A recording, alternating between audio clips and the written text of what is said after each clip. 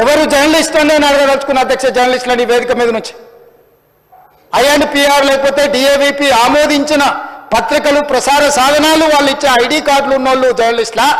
ఎవడు పడితే వాడు ఏదో ఒక ట్యూబ్ పెట్టుకొని మమ్మల్ని ఇష్ట రాజ్యంగా అధ్యక్ష, ప్రజా జీవితంలో ఉన్నాం కాబట్టి నిజంగా ఓపిక పడుతున్నాం అధ్యక్ష, రక్తం మరుగుతుంది.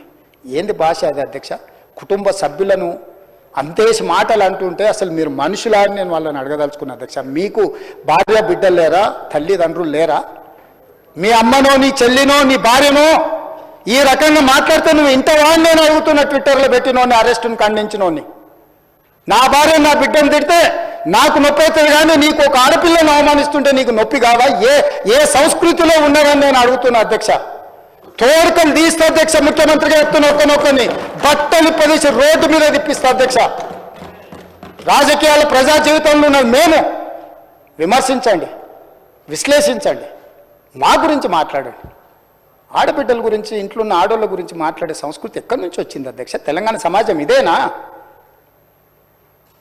రజాకర్లకు, నిజాంలకు, భూస్వాములకు, పెత్తందారులకు వ్యతిరేకంగా పోరాటం చేసిన స్ఫూర్తి ఓ రామ్జీవ్ గోండు, కొమరం భీమ్, ఓ చాకలి ఐలమ్మ, ఈ ప్రాంతంలో దొడ్డి కొమరయ్య, ఓ సర్దార్ సర్వాయి పాపన్న గౌడు ప్రాతినిధ్యం వహించిన ప్రాంతం ఇది అధ్యక్ష. ఇది ఒక చైతన్యమైన ప్రాంతం. ఈ చైతన్యమైన ప్రాంతంలో ఎదిరించి నిలబడ్డాడు మునగాడు. ఆధిపత్యాలకు వ్యతిరేకంగా నిలబడి కొట్లాడిన గడ్డ ఇది. ఈ సంస్కృతిని మొత్తం సర్వనాశనం చేసి ఒక విష సంస్కృతిని నోటికొచ్చింది మాట్లాడి వాటిని పోస్టు చేయించి ఏం పైశాచిక ఆనందం అని నేను అడుగుతున్నా అధ్యక్ష. వాళ్ళు తిట్టిన తిట్లకు నా పేరు తీసి మీ పేరు రాసుకోండి. ఆడ మీకు అన్నం తినబుద్ధి అవుతుందో నేను చూస్తా. తెలంగాణ రాష్ట్ర ముఖ్యమంత్రి అయితే బలహీనం అయిపోయినట్ట అధ్యక్ష? అట్లా అనుకుంటుర్రా? ఓపిక పట్టిన అధ్యక్ష, నేను మర్యాదకుంటున్నా. మీకు ఎంతమంది ఉన్నారో తెలియదు. నాకు చికాకు వచ్చిందని తెలిస్తే లక్షలాది మంది పిల్లలు రోడ్డు మీదకి వచ్చి బట్టలిప్ప తీసుకొడతారు అధ్యక్ష ఒక్కడినొక్కడిని. నేను వద్దంటున్నా కాబట్టి, చట్టాన్ని గౌరవిస్తా కాబట్టి, చట్టాల పట్ల, శాసనాల పట్ల, ఈ భారత రాజ్యాంగం పట్ల మాకు సంపూర్ణమైన విశ్వాసం, నమ్మకం ఉంది కాబట్టి ఏమనుకుంటూ ఊరుకుంటున్నాం అధ్యక్ష. అది మా చేతగాని తనం కాదు. చంద్రశేఖరరావు గారు నీ పిల్లలకు చెప్పు, ఇది మంచిది కాదు, నువ్వు అనుకుంటున్నావేమో ఇట్లా ఏదో చేస్తే మానసికంగా కుంగదీసి దెబ్బతీసి రాజకీయంగా ప్రయోజనం పొందుదామని నువ్వేమన్నా కలలుగా అంటే నువ్వు అనుకుంటున్నావేమో. అట్లా కుదరదు చంద్రశేఖరరావు.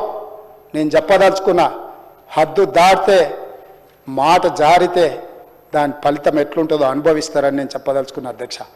పదవి ఎంతకాలం ఉంటుందని కాదు, ఎట్లా ఉన్నామనే దాన్ని నేను లెక్కగడతా అధ్యక్ష. ఆత్మగౌరవం చంపుకొని పదవి కోసం లాలూచిపడి దిగజారే రాజకీయాలు నేను చేయను అధ్యక్ష. ఉన్నంత కాలమే ఉంటా, నిటారుగుంటా, నికార్సుగుంటా. ఏది పడితే అది మాట్లాడితే ఇక నుంచి ఊరుకొని నేను చెప్పదలుచుకున్నా. మీరు అనుకుంటున్నాం ఏది పడితే అది బాగా మాట్లాడితే చెల్లిపోద్ది, లేకపోతే కోర్టుకు పోతే బెయిల్ వస్తుంది, లేకపోతే ఈడిపోతే అది వస్తుంది, ఆడిపోతే ఇది వస్తుంది, మానసికంగా మమ్మల్ని దెబ్బతీసి ప్రయోజనం పొందాలని. అవసరమైతే చట్టాన్ని సవరించే పని అని చేస్తాం. ఏం భాష అధ్యక్ష? ఒకసారి మీరు చూడండి అధ్యక్ష. ఆడపిల్లలు ఆ రకమైన భాషను వాడి ఆడపిల్లలే వాళ్ళ ప్లాట్ఫామ్లలో పోస్టింగ్ చేస్తే ఇది మంచిదా అధ్యక్ష? ఏం సాంప్రదాయం? తెలంగాణలో ఇట్లాంటి సాంప్రదాయం ఎప్పుడైనా ఉందా అధ్యక్ష? తెలంగాణ ఉద్యమం సందర్భంలో కూడా అంత పెద్ద ఎత్తున భావోద్వేగాలు ఉన్నప్పుడు కూడా ఇలాంటి భాషా ప్రయోగం జరగలేదు అధ్యక్ష. ఇదెక్కడి వింత పోకడలు, పైశాచిక ఆనందం అధ్యక్ష? వీటిని క్షమించే సమస్యనే లేదు అధ్యక్ష. నేను స్పష్టంగా చెప్పదలుచుకున్నా. చంద్రశేఖరరావు గారు వినండి, మీ పిల్లలకు బుద్ధి చెప్పండి. ఇలాంటి సాంప్రదాయం, సంస్కృతి భవిష్యత్ తరాలకు ఇవ్వదలుచుకోలేదు. దీన్ని ఇక్కడనే పాతరేయదలుచుకున్నా. ఉప్పు పాతరేస్తే ఇట్లాంటి సంస్కృతిని మీరు ప్రోత్సహిస్తే ఎవరిని వదలను. ప్రజాస్వామ్యయుతంగా ప్రతిపక్షంగా మీరు మాట్లాడండి, చెప్పండి, విమర్శించండి. దాన్ని సరిదిద్దుకోవడానికి మా ప్రభుత్వం సిద్ధంగా ఉంది. గౌరవిస్తాం. భారతీయ జనతా పార్టీ కూడా మా ప్రతిపక్ష పార్టీ. వాళ్ళ కేంద్రంలో అధికారంలో ఉండరు. ఆ అధికారాన్ని మన రాష్ట్రానికి ఉపయోగించేదానికి చేస్తున్నాం. అందుకే అధ్యక్ష, తమరు కూడా అక్కడి నుంచి ఆదేశాలు ఇవ్వండి. దీని మీద చర్చ జరగాలి. మీడియా మిత్రులకు కూడా నేను అడుగుతున్నా, మీ సంఘాలు ఏవైతున్నాయో సంఘాల నాయకులను కూడా అడుగుతున్నా, ఎవరో జర్నలిస్టులు లిస్ట్ ఇవ్వండి. జర్నలిస్ట్ అనే పదానికి డెఫినేషన్ ఏందో ఇవ్వండి, ఆ లిస్ట్ ఇవ్వండి.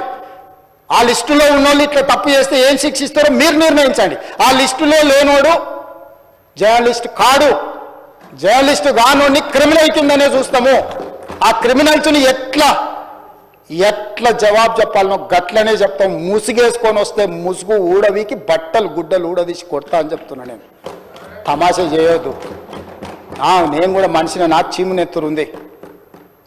అన్నిటికీ బరాయించుకుంటే తప్పులని అన్నిటిని మోసుకుంటే ఏదో కుర్చీలు ఉన్నా కాబట్టి ఊరుకుంటా అనేమన్నా ఏషాలు వేయదలుచుకోరాం. అన్ని చట్టపరంగానే చేస్తా. చట్టాన్ని పరిధి నేను దాటను. ప్రతిదానికి ఒక శిక్ష, ఒక విధానం ఉంది. ఏది కూడా పరిధి దాటను. ఎందుకంటే నేను ముఖ్యమంత్రిని. చట్ట పరిధిలోనే అన్ని శిక్షలు ఉంటాయి. జర్నలిస్టులకు కూడా నా సూచన, ఎవరు జర్నలిస్ట్ వాళ్ళ గుర్తింపు కార్డు ఏందో మీరు నిర్ణయించండి. అది ఏదో ఏ లైన్ మీరు చెప్తారో చెప్పండి. వాళ్ళని మినహాయిస్తాము, మిగతా వాళ్ళు మాట్లాడేదాన్ని విశ్లేషిస్తాము. వాళ్ళందరి గురించి చర్చ చేద్దాం. అవసరం అనుకుంటే తమరు అనుమతిస్తే నాకు ఒక రోజు దాని మీద చర్చ పెట్టాలని ఉంది సభలో. అధ్యక్ష, సభా నాయకుడిగా నా రిక్వెస్ట్ మీకు ఒకటే, ఈ విశృంఖలత్వాన్ని ఆపాలి. ఎక్కడో ఒక దగ్గర దీనికి పరిష్కారం చూపించాలి అధ్యక్ష. పరిష్కారం చూపించకపోతే భవిష్యత్తులో ఈ తెలంగాణ సమాజానికి ఇది ఒక చీడపురుగులాగా ఈ వ్యవస్థను దెబ్బతీసే పరిస్థితి వస్తుంది.